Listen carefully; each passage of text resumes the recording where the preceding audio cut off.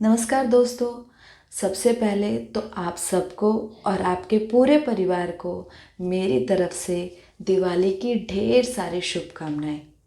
आज मैं आप सबको दिवाली के मौके पर अक्सर हमारे दिमाग में आने वाले दो सवालों के जवाब देना चाहती हूँ। पहला सवाल तो ये कि अगर इस दिन श्री रामचंद्र जी रावण को हरा के अपना वनवास पूरा करके अयोध्या लौटे थे, इस वजह से दिवाली मनाई जाती है, तो हम भगवान राम की पूजा क्यों नहीं करते, लक्ष्मी जी की पूजा क्यों करते हैं। और दूसरा सवाल ये कि लक्ष्मी जी के साथ गणेश जी की पूजा क्यों की जाती है। तो शुरुआत करते हैं हमारे पहले सवाल के जवाब से। ये बात तो बिल्कुल सच है कि कार्तिक मास की अमावस के दिन ही भगवान राम के 14 वर्ष का वनवास पूरा हुआ था और वो रावण को हराकर इसी दिन अयोध्या लौटे थे।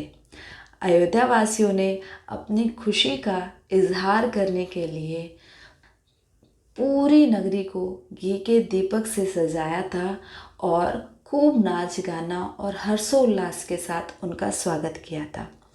तब से इस दिन को दीपावली कहा जाने लगा। परंतु इससे बहुत पहले से, सदियों से इस दिन को लोग लक्ष्मी जी के दिन के रूप में मनाते हैं, क्योंकि ऐसी मान्यता है कि आज ही के दिन यानी कार्तिक मास की अमावस के दिन ही समुद्र मंथन से लक्ष्मी जी प्रकट हुई थी।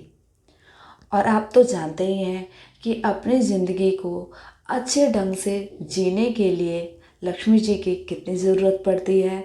इसीलिए उनको प्रसन्न करने के लिए सदियों से ही इस दिन को लक्ष्मी जी की पूजा की जाती है।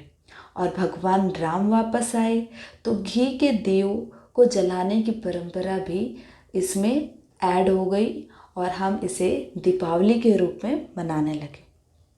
अब दूसरा सवाल कि लक्ष्मी जी के साथ गणेश जी की पूजा क्यों की जाती है, तो इसके साथ भी कई मान्यताएं हैं।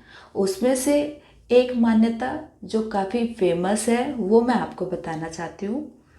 हुआ यूँ कि एक बार लक्ष्मी जी और विष्णु जी आपस में बातचीत कर रहे थे, तो लक्ष्मी जी कहने लगी कि मैं सबसे ज़्यादा ज़रूरी हूँ, मैं ही हूँ जो लोगों को सुख, शांति, समृद्धि देती हूँ, इसीलिए मैं सबसे महान हूँ।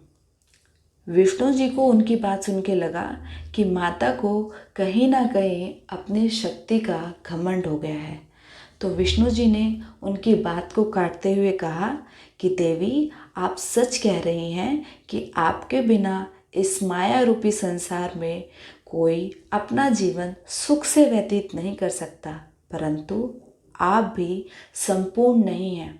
आपके पास संपूर्ण नारीत्व नहीं है, क्योंकि नारीत्व तो तभी संपन्न होता है जब वो संतान का सुख प्राप्त करता है। उनकी ये बात माँ लक्ष्मी को अच्छी नहीं लगी। वो दुखी मन से पार्वती जी के पास पहुंची और सारी बात कह सुनाई।